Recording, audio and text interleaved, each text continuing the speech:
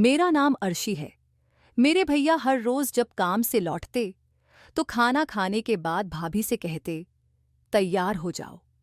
भाभी जैसे इसी का इंतजार करती रहती थीं कि कब भैया उन्हें कहें और वह फौरन तैयार हो जाएं। फिर दोनों तैयार होकर बाहर चले जाते। माँ भैया से पूछती, तुम बहू को लेकर कहाँ जाते हो? तो भैया हर बार एक ही जवाब देते, हमारे गांव में चीता आया हुआ है, उसे दिखाने ले जा रहा हूं। भैया की रोज रोज यही बात सुनकर मैं तंग आ गई थी और एक दिन मैंने ठान लिया कि मैं खुद जाकर देखूंगी कि ये चीता आखिर कहाँ है। एक दिन भैया के पीछे पीछे गई तो जो देखा उसे देखकर मेरे रोंगटे खड़े हो गए। वहां कुछ और ही चल रहा था। उस दिन भी भैया ने खाना खाकर भाभी से कहा, सुनैना, जल्दी से तैयार हो जाओ। माँ का चेहरा यह सुनते ही गंभीर हो गया। भाभी, जो बर्तन धो रही थीं, फौरन हाथ धोकर कमरे में तैयार होने चली गईं। माँ ने भैया से पूछा, तुम रोज रोज अपनी पत्नी को कहाँ ले जाते हो? भैया ने लापरवाही से जवाब दिया, कहीं नहीं माँ, बस यूं ही घूमने। वैसे भी गांव में तो घूमने के लिए कुछ खास जगह नहीं है। आजकल सीधी सड़क वाले रास्ते पर चीता आया हुआ है, सबने देखा है। सुनैना को चिड़ियाघर के जानवरों में बहुत रुचि है। शहर तो जाने नहीं देती आप, इसलिए उसे वहीं ले जाता हूं। बेचारी दूर से ही देखकर खुश हो जाती है। मैं ये सब सुन रोटी बना रही थी, लेकिन भैया की बात सुनकर हैरान रह गई। मैंने उनसे पूछा, क्या सच में हमारे गांव के रास्ते पर चीता आया है? भैया ने हंसते हुए कहा, हाँ, सच में। मुझे यकीन नहीं हो रहा था, पर मैंने जल्दी से हाथ धोए और कहा, भैया मुझे भी ले चलो, मुझे भी जानवर देखने का शौक है। भैया ने मुझे घूरते हुए कहा, घर में बैठो, चूहा देखकर डर जाती हो और चीता देखने जाना है।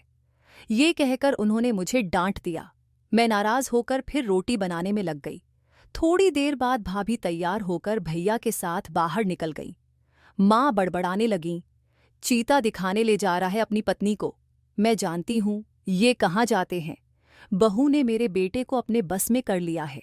घर में तो कितनी मासूम बनती है, लेकिन मेरे बेटे को नचाती है अपने इशारों पर। जब भैया और भाभी घर लौटते तो दोनों के चेहरे खिले होते थे, लेकिन भाभी की हालत अजीब लगती थी, जैसे बहुत थक गई हों। वे सीधे अपने कमरे में आराम करने चली जातीं और थोड़ी देर बाद ठीक हो जातीं। भैया के चेहरे पर भी अजीब सी मुस्कान होती।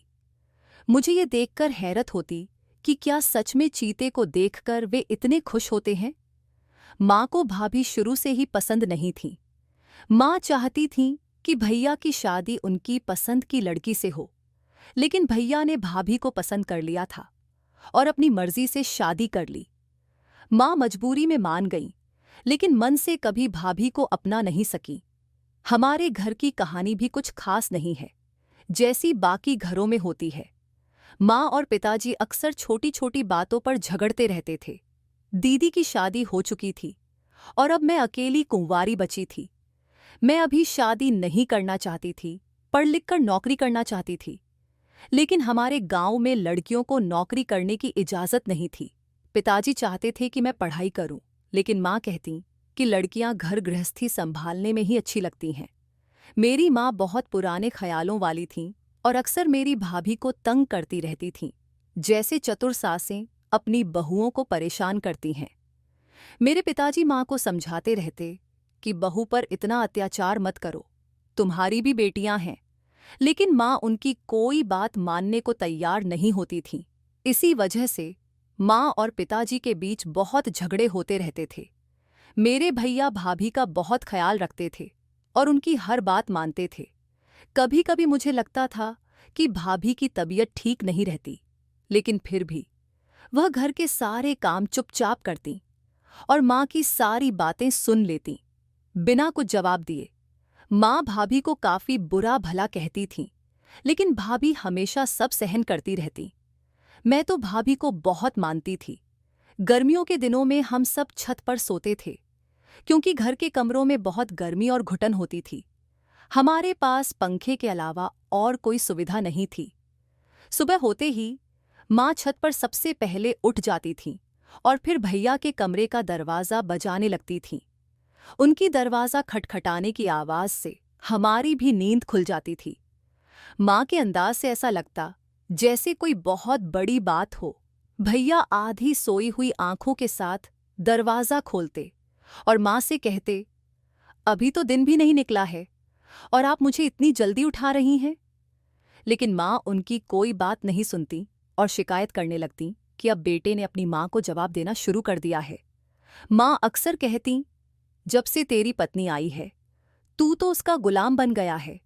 पहले तू मेरी हर बात सुनता था, लेकिन अब उसे देखकर मेरे सामने भी बोलने लगा है। सुबह सुबह माँ की इन बातों से घर में हंगामा मच जाता। पिताजी माँ को समझाते कि इतनी सुबह झगड़ा मत करो, लेकिन माँ शांत नहीं होती। भैया भी ये सब सुनकर चुपचाप नहाने चले जाते। हमारा घर पुराना बना हुआ था और माँ की बहस की वजह से सुबह सुबह पूरे घर का माहौल खराब हो जाता था। शाम को जब भैया काम से घर लौटते तो खाना खाने के बाद भाभी को तैयार कर कहीं बाहर ले जाते थे, माँ की नाराजगी की भी परवाह किए बिना। लेकिन जब वे दोनों घर लौटते तो भाभी का चेहरा उदास और थका हुआ लगता था। भैया उन्हें संभालते हुए घर में लाते और भाभी सीधे अपने कमरे में जाकर आराम करती। पर अजीब बात थी कि दोनों एक दूसरे को देखकर मुस्कुरा रहे होते थे और आंखों ही आंखों में कुछ इशारे करते। मुझे यह देख अजीब लगता, पर मैं नजरें झुका लेती थी। माँ को उनकी ये मुस्कुराहट बर्दाश्त नहीं होती थी। दिन ब दिन मुझे भी चीता देखने का शौक बढ़ता जा रहा था। मैं अपनी सहेली के साथ स्कूल जाती थी और हम अक्सर सीधी सड़क वाले रास्ते से ही गुजरते थे, लेकिन किसी ने भी उस चीते को नहीं देखा था। मेरे दोस्तों को इस बारे में कोई जानकारी नहीं थी, जो मुझे और भी हैरान करती थी, क्योंकि गांव में ऐसी बातें जल्दी फैल जाती हैं। अब तो मेरा सारा ध्यान चीता पर ही लगा रहता। मैं पढ़ाई में अच्छी थी और हमेशा फर्स्ट आती थी। मेरी टीचर हमेशा मेरी तारीफ करती थीं, लेकिन उस दिन मेरा ध्यान कहीं और था। जब टीचर ने मुझे खोया हुआ देखा तो मुझसे पूछा, तुम्हें क्या हुआ है? मैं हड़बड़ा गई, क्योंकि मेरा मन बार बार उसी चीते की ओर जा रहा था। मुझे याद आने लगा कि बचपन में हम एक बार ही शहर गए थे और वहां चिड़ियाघर देखा था। चिड़ियाघर में जाकर बहुत खुशी हुई थी। हर जानवर को अपनी आंखों के सामने देखकर यकीन नहीं हो रहा था। लेकिन उस वक्त चीता वहां नहीं था और तब से ही मेरा मन करता था कि कभी चीते को देख सकूं। मैंने अब तक चीते को सिर्फ किताबों और टीवी में ही देखा था। अभी तक कभी असल में चीता नहीं देखा और इस ख्याल से ही मैं बहुत उत्साहित और थोड़ी घबराई हुई थी। एक तरफ चीते को देखने का जोश था तो दूसरी तरफ डर था कि कहीं वह हमला न कर दे। चीता तेज, खतरनाक और चालाक जानवर होता है। मेरी टीचर ने जब मुझे ध्यान भटकाते देखा तो मेरी ओर घूरकर देखा और फिर हाथ पर डंडा मार दिया। मैं तुरंत पढ़ाई पर ध्यान लगाने की कोशिश करने लगी, लेकिन दिमाग बार बार चीते की ओर ही जा रहा था। छुट्टी के बाद मैंने सोचा कि आज मैं सीधी सड़क के पास थोड़ी देर रुककर चीते का इंतजार करूंगी। मैंने अपनी एक सहेली को भी साथ चलने के लिए मना लिया। हम दोनों में उत्सुकता तो थी, पर डर भी था कि कहीं चीता दिख गया और उसने हमला कर दिया तो क्या होगा। मेरी सहेलियां जल्दी घर जाने लगीं, लेकिन मैं वहीं सड़क के किनारे रुककर चीते के दिखने का इंतजार करती रही। काफी देर तक धूप में खड़े रहने के कारण मैं पसीने से भीग गई थी, पर मैंने हिम्मत नहीं हारी। करीब 1 घंटा चारों तरफ नजरें दौड़ाते हुए मैं वहां खड़ी रही, पर चीता कहीं नहीं दिखा। आखिरकार थककर और निराश होकर घर लौट आई। घर पहुंची तो देखा माँ भाभी पर गुस्सा कर रही थीं और भाभी चुपचाप रो रही थीं। माँ कह रही थीं, तुम बहाने बनाकर मेरे बेटे को रात रात भर घर से बाहर क्यों ले जाती हो? तुम दोनों को इतने गर्मी में कमरे के अंदर नींद कैसे आ जाती है? मेरी भाभी ने शांत भाव से जवाब दिया कि वह तो छत पर सोने के लिए कहती हैं, पर भैया मना कर देते हैं। मगर माँ ने भाभी की एक बात भी नहीं मानी और ताने देती रहीं। असल में माँ को भाभी से शुरू से ही कुछ शिकायतें थीं।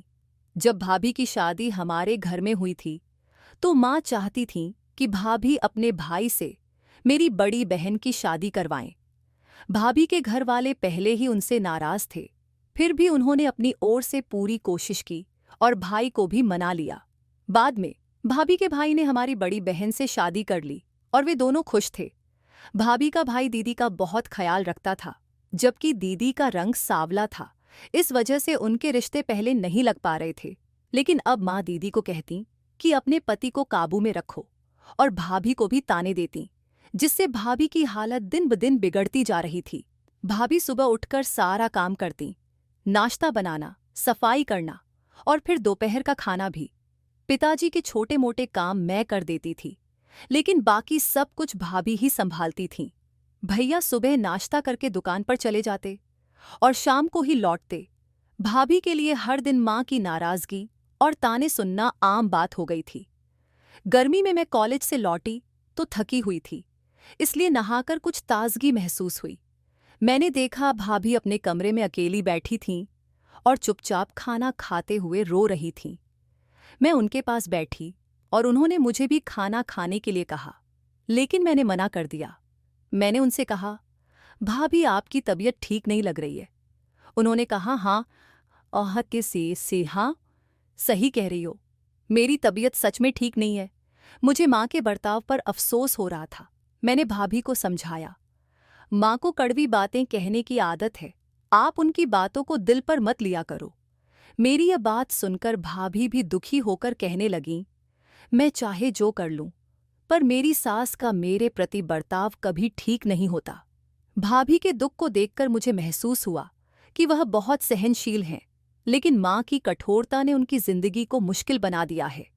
मैंने भाभी से कहा, आप माँ की बातों पर ध्यान मत दिया करो, एक कान से सुनकर दूसरे कान से निकाल दिया करो। मेरी बात सुनकर उन्हें थोड़ी तसल्ली मिली और फिर मैंने असली बात छेड़ी। मैंने भाभी से कहा, भाभी, वो चीता आपने कौन सी सड़क पर देखा था? मुझे तो कहीं नहीं दिखा। मैं तो करीब 1 घंटे तक सड़क पर खड़ी रहकर चारों तरफ देखती रही। मेरी बात सुनकर भाभी हैरान हो गईं। उनके चेहरे के हाव भाव बदल गए। उन्होंने कहा, तुम क्यों वहां खड़ी होकर चीते के आने का इंतजार कर रही थी? तुम छोटी हो, अगर तुम पर हमला हो जाता तो हमारा क्या होता? मैं भाभी की ओर ध्यान से देखने लगी। वह पतली दुबली थीं और मेरी सेहत उनसे बेहतर थी। मैंने कहा, भाभी, आप भी तो चीते को दूर से देख आती हैं, मैं भी देख लूंगी। मुझे भी बस देखने का शौक है, तो रात को जब आप और भैया चीता देखने जाओगी, मुझे भी साथ ले जाना। भाभी इस बात पर थोड़ी असहज हो गईं और मुझसे नजरें चुराने लगीं। कहने लगीं, इस बारे में भैया से पूछ लेना। उनकी इस बात से मुझे माँ की बातें सच लगने लगीं कि भाभी हमेशा भैया के कान भरती हैं। अगर ऐसा नहीं होता तो मुझे साथ ले जाने में क्या दिक्कत थी? जैसा कि मुझे शक था, भाभी के कहने पर भैया मुझ पर नाराज हो गए। कहने लगे, मैं तुम्हें साथ नहीं ले जाऊंगा। अब मुझे भी भाभी पर गुस्सा आने लगा। मेरे मन में अजीब ख्याल आने लगे कि ये कौन सा चीता है जो भैया को सिर्फ रात में ही दिखाई देता है, और भाभी के साथ ही क्यों? फिर हर बार देखने के बाद भाभी इतनी थकी हारी घर लौटती हैं और उनकी तबीयत भी बिगड़ जाती है। ये चीता सिर्फ भैया भाभी को ही क्यों नजर आता है? मैंने अपनी सहेलियों से भी पूछा कि क्या उन्होंने कभी उस सड़क पर चीता देखा है। सब हंसने लगीं और कहने लगीं, अरे, अगर सच में ऐसा होता तो लोग यहाँ से भाग गए होते, पुलिस या कोई और चीते को पकड़ने आ गया होता। अब तो मेरे अंदर का जासूस जाग चुका था। मैंने ठान लिया कि इस रात से पर्दा हटाना ही पड़ेगा। इसी दौरान मेरी बड़ी दीदी हमारे घर आ गईं और वह रो रही थीं। उनके पति से उनका झगड़ा हुआ था और उन्होंने दीदी के साथ हाथापाई की थी। अब घर में एक और समस्या खड़ी हो गई थी। कई दिन तक दीदी हमारे घर में रहीं और फिर उन्होंने अचानक कहना शुरू कर दिया कि भैया को भी अपनी बीवी को सबक सिखाना चाहिए। यह सुनकर भैया चौंक गए, क्योंकि भाभी के साथ उनका रिश्ता बहुत अच्छा था। भैया ने कहा, तुम्हारे मामले में मेरा और सुनैना का क्या लेना देना है? माँ इस पर भड़क उठीं और कहने लगीं, तेरी बहन को मुझसे दूर करना चाहती है, इसलिए तुम्हारे भाई ने इसे अपने कहे में कर रखा है। माँ का गुस्सा पिताजी को भी परेशान कर रहा था। उन्होंने माँ को समझाने की कोशिश की, पर माँ नहीं मानी। माँ ने ठान लिया था कि अब भाभी को उनके मायके भेजना होगा। भाभी इस अन्याय से दुखी थीं, लेकिन घर के हालात ने उन्हें जाने पर मजबूर कर दिया। वह रोते हुए अपना सामान लेकर मायके चली गईं। अब भैया भी चिंतित हो गए। माँ ने साफ कर दिया कि भैया को अपनी बहन का घर बचाने के लिए अपनी पत्नी को छोड़ना होगा। भैया किसी भी हालत में भाभी को नहीं छोड़ना चाहते थे, लेकिन माँ का गुस्सा कम नहीं हो रहा था। घर का माहौल बहुत तनावपूर्ण हो चुका था। रात में एक दिन मेरी नींद खुली तो मैंने देखा कि भैया के कमरे का दरवाज़ा खुला हुआ था और वह कमरे में नहीं थे, वह बाहर निकल गए थे। मैं सोच में पड़ गई कि आखिर इस समय वह कहाँ जा सकते हैं। अब मैंने तय कर लिया था कि मैं उनका पीछा करूंगी और इस राज का पता लगाऊंगी। जैसे ही भैया बाहर निकले, मैंने भी चुपके से दुपट्टा ओढ़ा और उनके पीछे पीछे चल पड़ी। माँ और पिताजी गहरी नींद में सो रहे थे और सड़कें पूरी तरह से सुनसान थीं। मैंने देखा कि भैया भाभी के मायके की ओर जा रहे थे। इस समय भाभी के मायके क्यों जा रहे हैं? मुझे डर लग रहा था कि कहीं भैया ने मुझे उनका पीछा करते देख लिया तो मेरी पिटाई हो जाएगी। मैं सोचने लगी कि कहीं भैया भाभी को उनके मायके से चीता दिखाने के लिए तो नहीं ले जा रहे। पहले भैया भाभी के घर पहुंचे, जहां भाभी दरवाजे पर खड़ी उनका इंतजार कर रही थीं। उन्होंने अपने चेहरे को ढका हुआ था। दोनों ने एक दूसरे का हाथ पकड़ा और चलने लगे। मैं भी उनका पीछा कर रही थी। वो दोनों सीधे सड़क वाले रास्ते पर चलने लगे। मैं उनके पीछे पीछे उस सड़क पर चल रही थी। मुझे डर था कि कहीं चीता ना आ जाए। अगर ऐसा हुआ तो मैं खुद को कैसे बचाऊंगी? मेरे मन में आया कि वापस लौट जाऊं, लेकिन मेरे अंदर की जिज्ञासा मुझे रोक रही थी। मैं जानना चाहती थी कि भैया भाभी हर रात चीता ही देखने जाते हैं या फिर कोई और बात है। भैया और भाभी काफी दूर तक चलते रहे और मैं भी उनके पीछे पीछे थी। यह रास्ता काफी लंबा था और अनजाना भी। चलते चलते हम गांव के बाहर की ओर पहुंच गए। तभी मुझे किसी चीज की आहट महसूस हुई और डर से मैं सहम गई। पीछे मुड़कर देखा तो दूर से एक गाड़ी आ रही थी। मेरी जान में जान आई, लेकिन मैं यह देखकर हैरान रह गई कि भैया भाभी सरकारी अस्पताल में दाखिल हो गए थे, जो गांव के बाहर स्थित था। मैं भी चुपके से उनके पीछे पीछे अस्पताल के अंदर चली गई। जैसे ही मैं अंदर गई, एक नर्स ने मुझे रोक लिया और पूछा कि यहाँ क्या कर रही हूँ। मैंने अपना चेहरा दुपट्टे से ढका हुआ था। तभी भैया भाभी ने पीछे मुड़कर मुझे देख लिया और पहचान गए। भैया का चेहरा गुस्से से तमतमा गया और उन्होंने मुझसे पूछा कि यहाँ क्यों आई हूँ। मैंने सच सच बताया कि मैं घर में उन्हें बिस्तर पर नहीं पाकर उनका पीछा करते हुए यहाँ तक आ गई। भाभी ने भैया से कहा कि चूंकि मैं यहाँ तक आ ही गई हूँ, तो अब मुझे सब कुछ बता ही देना चाहिए। भैया ने लंबी सांस ली और कहा, देखो, माँ हम पर रोज नए इल्जाम लगाती हैं। माँ चाहती हैं कि दीदी की खातिर मैं अपनी पत्नी को तलाक दे दूं, लेकिन मैं ऐसा नहीं कर सकता। सुनैना की बीमारी ऐसी है कि उसे हर रोज यहाँ थेरेपी के लिए लाना पड़ता है। माँ को यह बात बताने पर वह सुनैना को और तंग करेंगी, इसलिए मैंने घर में चीते का बहाना बना रखा था। भैया ने आगे कहा कि माँ अगर सुनैना की बीमारी जान जाएंगी तो इसे और अधिक सताएंगी और कहेंगी कि बीमार होकर भी उसने मेरे बेटे के पल्ले खुद को बांध लिया। भैया रोज रात को भाभी को अस्पताल लाते थे ताकि उसकी थेरेपी हो सके और वो ठीक हो जाए। मैं हैरान रह गई। भैया की बातें सुनकर मेरा गुस्सा उतर गया और मैंने उनसे माफ़ी मांगी। मैंने कहा कि मुझे यह बात पहले ही उनसे पूछनी चाहिए थी। भैया ने कहा कि कोई बात नहीं, बस तुम हमारे लिए दुआ करो कि सब कुछ ठीक हो जाए। थेरेपी के दौरान भाभी को काफ़ी दर्द हो रहा था और उनकी चीखें सुनकर मैं घबरा गई।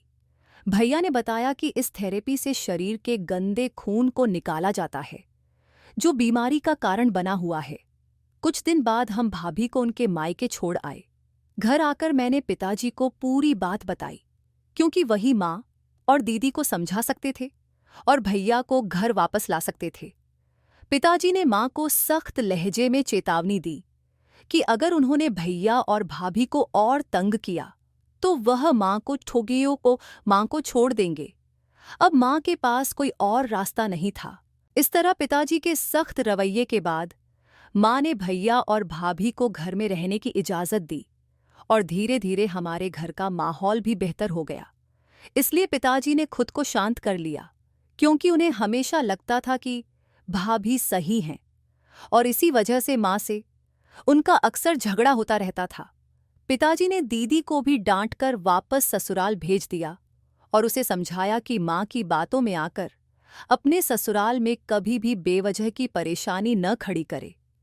दीदी पहले मां की बात मानकर जीजा जी से बेवजह झगड़ा करती थी, क्योंकि मां उसे कहती थी कि अपने पति को अपने काबू में रखे। मां का स्वभाव ऐसा था कि वह भाभी पर नियंत्रण रखती और भैया भाभी को खुलकर बातचीत भी नहीं करने देती। कुछ समय बाद भाभी अपने घर वापस आ गईं और धीरे धीरे मां का रवैया उनके साथ ठीक होने लगा, क्योंकि पिताजी अब मां पर ध्यान देने लगे और उन पर सख्ती भी बरतने लगे। पहले पिताजी मां से थोड़ा डरते थे और उनसे ज्यादा बात करना पसंद नहीं करते थे, क्योंकि मां किसी की बात सुनने को तैयार नहीं होती थीं। लेकिन अब उन्होंने ठान लिया था कि बेटे का घर बसाने के लिए उन्हें अपनी पत्नी को काबू में रखना होगा। अब मां का स्वभाव बिल्कुल ठीक हो गया है और भैया भाभी की जिंदगी भी आपस में बहुत अच्छी चल रही है। अपने परिवार की खुशी देखकर मैं भी बहुत खुश हूं, क्योंकि अब हमारे घर में लड़ाई झगड़े बहुत कम हो गए हैं। उधर दीदी भी अपने ससुराल में खुश हैं, क्योंकि पिताजी ने मां से उनका मोबाइल ले लिया है और कह दिया है कि जब बेटी घर आए तभी उससे बात करे। उन्हें सख्त हिदायत दी है कि फोन पर गलत बातें करके अपनी बेटी को ससुराल के खिलाफ न भड़काएं। मैं आप सबसे गुजारिश करती हूं कि अपनी बेटियों को हमेशा ससुराल में मिलजुल कर रहने और अपने परिवार को समझने की सीख दें और मां जैसी गलती न करे।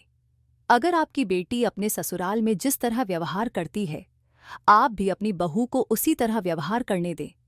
सब मिलजुल कर खुशी से रहें और एक दूसरे के साथ प्यार बनाए रखें, ताकि हमारे बीच की नफरत के कारण कोई चुपके से कोई गलत कदम न उठाए।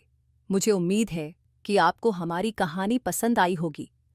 अगर आपको यह कहानी अच्छी लगी तो वीडियो को लाइक करें, चैनल को सब्सक्राइब करें और नोटिफिकेशन बेल दबाना न भूलें, ताकि आपको अगली अपडेट सबसे पहले मिले।